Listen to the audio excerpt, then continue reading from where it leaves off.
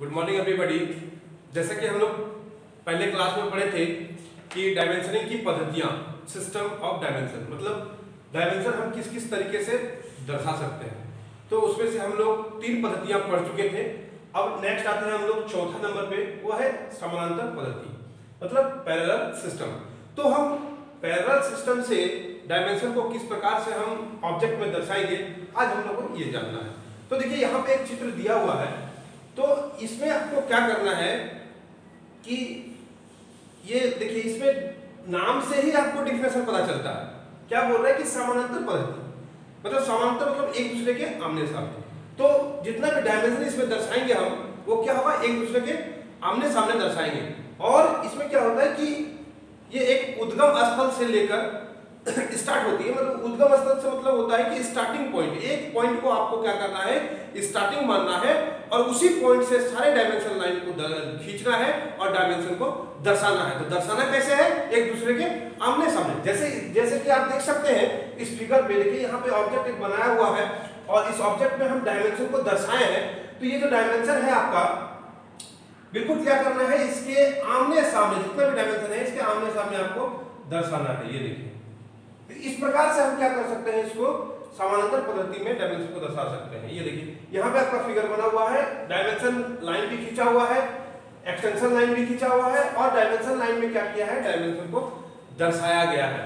तो ये पद्धति क्या कहलाती है, समानांतर पद्धति कहलाती है, पैरेलल सिस्टम कहलाती है। तो इस प्रकार से हम डायमेंशन को पैरेलल सिस्टम में दर्शा सकते हैं। तो फिर नेक्स्ट आइए, नेक्स्ट है आपका पद्धति में प्रोग्रेसिव सिस्टम, हिंदी होता है प्रगति पद्धति। ये तो प्रोग्रेसिव सिस्टम में क्या होता है, देखिए इसका नाम से, इसमें भी क्या है कि नाम से ही इसका डिफिनेशन आपको पता चलता है। प्रोग्रेसिव का मतलब क्या होता है, प्रोग्रेस करना, आगे बढ़ना, मतलब एक दिशा में ही क्या करेगा, ये प्रगति करते रहेगा, प्रोग्रेस करते रहेगा ये डायमेंशन को। तो इसको, इस डायमेंशन को हम किस प्रकार से दर्शाएंगे, ये भी क्या होता है, प्रोग्रेसिव डायमेंशन भी क्या होता है, एक उद्गम स्थल से हम लोग स्टार्टिंग करते हैं और उसी उद्गम स्थल से डायमेंशन लाइन को खींचते हैं और डायमेंशन को दर्शाते हैं। तो प्रोग्रेसिव सिस्टम में क्या करेंगे हम लोग, कैसे दर्शाएंगे। तो जैसे कि यहाँ पे आपका पैरेलल सिस्टम में दिया हुआ था, दर्शाया गया था, उसी प्रकार से क्या करना है आपको, बिल्कुल सेम इसी तरह रहेगा। आपका ऑब्जेक्ट बना हुआ है और इसको क्या करना है, एक उद्गम स्थल से स्टार्ट करना है और प्रोग्रेस सिस्टम में देखिए बताते हैं, इसको मिटाते हैं हम डायमेंशन को,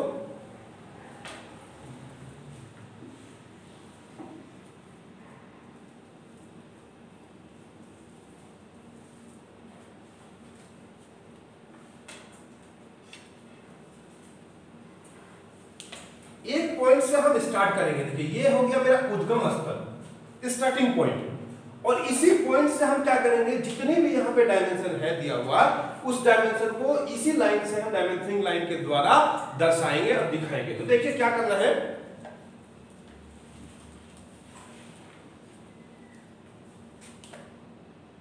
यहाँ पे एक एक्सटेंशन लाइन खींचेंगे, इसके सीध में एक एक्सटेंशन लाइन खींचेंगे,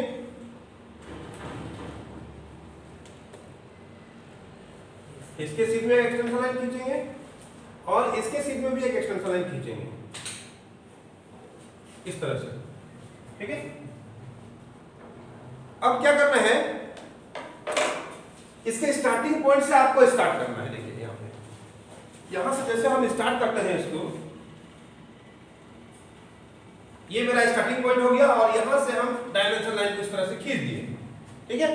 तो जिस प्रकार से हम लोग 6 डायमेंशन में खींचते थे, उसी तरह इसमें भी खींचना है, लेकिन इसमें क्या बोल रहा है कि ये प्रोग्रेस कर रहा है। प्रोग्रेस का मतलब क्या हुआ कि अगर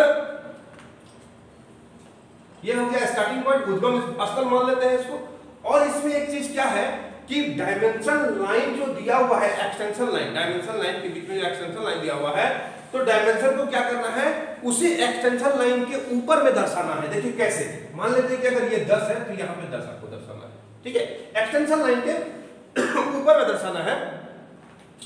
यहाँ पे क्या करना है आपको, देखिए ये हो गया आपका उद्गम स्थल, स्टार्टिंग पॉइंट, अगर यहां से ये डायमेंशन आपका यहां से यहां 25 है, 25 mm दिया हुआ अगर है, तो आपको कैसे दर्शाइएगा उसको?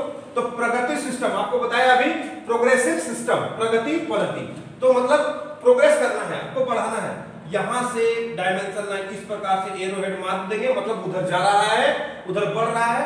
और जितना भी ये डायमेंशन होगा, मान लेते हैं कि 25 यहाँ पे 25 दिया हुआ है एग्जांपल में, तो हम क्या करेंगे 25 को यहां पर लिखेंगे ऐसे, ठीक है। यहां पे आपको क्या दिया हुआ है 25 दिया हुआ, तो आपको 25 लिखना है। अगर ये डायमेंशन आपका 15 mm होता है तो यहां पर 15 लिख देना है। जितना भी ये डायमेंशन होगा आपको वहां पर उतना को दर्शा देना है। फिर नेक्स्ट आते हैं हम लोग कि अब ये जो भाग है यहां से तो यहां 15 हो गया, ठीक है।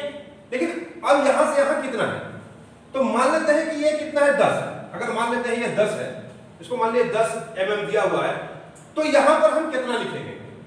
तो बोल क्या रहा है, कौन सा सिस्टम है? प्रोग्रेसिव सिस्टम, मतलब आपको आगे बढ़ते रहना है, बढ़ाते हुए उसको लिखना है। तो यहां पर अगर 10 है तो ये 15 और ये 10 क्या होगा, जुट जाएगा, और यहां पे क्या लिखेंगे हम 25 लिख देंगे। यहां एरो मार्क ऐसे आगे की ओर दर्शा देंगे, ठीक है। नेक्स्ट उसी तरह अगर ये भी 10 है तो यहां पे क्या होगा, यहां 35 हो जाएगा और इस तरह से दर्शा देंगे।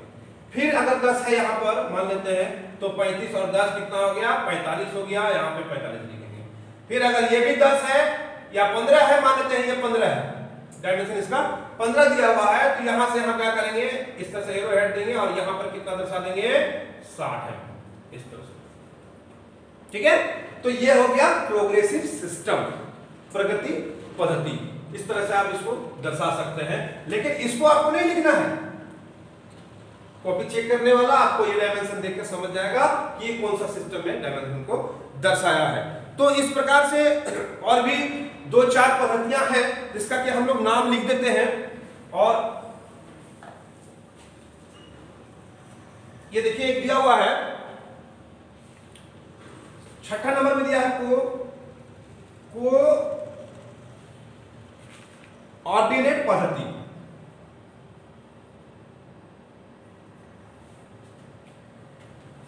को ऑर्डिनेट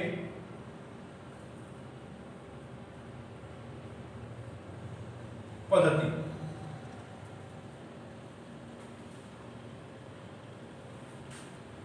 को ऑर्डिनेट सिस्टम, ठीक है। 7वां है कोणीय एक दिशावली पद्धति। तो कोणीय एक दिशावली पद्धति में इंग्लिश, इसका इंग्लिश क्या हो जाएगा, यूनिडायरेक्शनल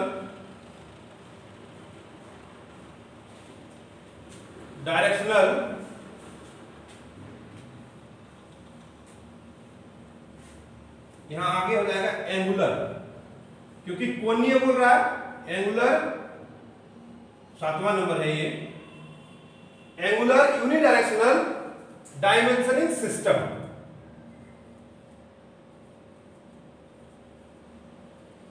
डायमेंशनिंग सिस्टम, ये हो गया 7वां नंबर। और 8वां क्या है, कोणीय संरेखीय विमांकन पद्धति। तो इसका इंग्लिश क्या हो जाएगा, एंगुलर संरेखीय। संरेखीय का क्या बताए थे हम, फर्स्ट में ही पढ़े थे संरेखीय, एलाइन। तो एंगुलर एलाइन डायमेंशनिंग सिस्टम, ठीक है। नेक्स्ट है, ऊपर वाला को मिटा देते हैं,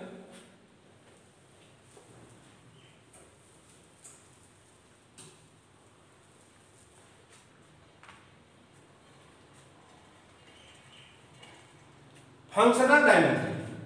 9वां नंबर है फंक्शनल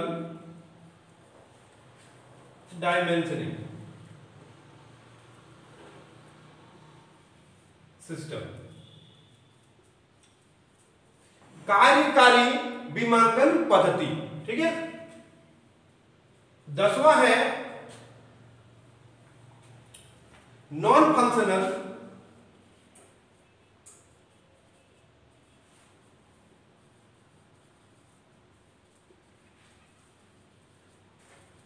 डायमेंशनिंग सिस्टम, अकार्यकारी विमांकन पद्धति। तो ये 10 पद्धतियां हैं जिससे हम क्या करते हैं, डायमेंशन को दर्शा सकते हैं। इसको मिटा देते हैं।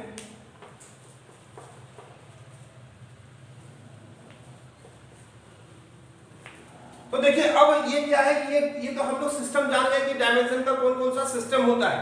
अब होता क्या है कि एग्जामिनेशन में क्वेश्चन कैसे आता है, तो एग्जामिनेशन में क्वेश्चन आता है जैसे कोई भी चित्र बना देगा, जैसे अभी हम लोग बनाए थे, आपको एग्जांपल के तौर पे एक प्रोग्रेसिव डायमेंशनिंग का चित्र बनाए थे, तो उसी प्रकार से एक चित्र बना देगा और उसमें आपको ऑप्शन दे देगा, 4 ऑप्शन दे देगा, सिस्टम का नाम लिख देगा कि यूनिडायरेक्शनल सिस्टम है या अलाइंड सिस्टम है या चेन सिस्टम है या तो फिर डायमेंशनिंग फंक्शनल डायमेंशनिंग सिस्टम है। तो ये सब ऑप्शन दे देगा आपको और वो फिगर बना देगा और आपको बोलेगा कौन सा सही है। तो इस प्रकार से एग्जामिनेशन में इससे क्वेश्चन आती है।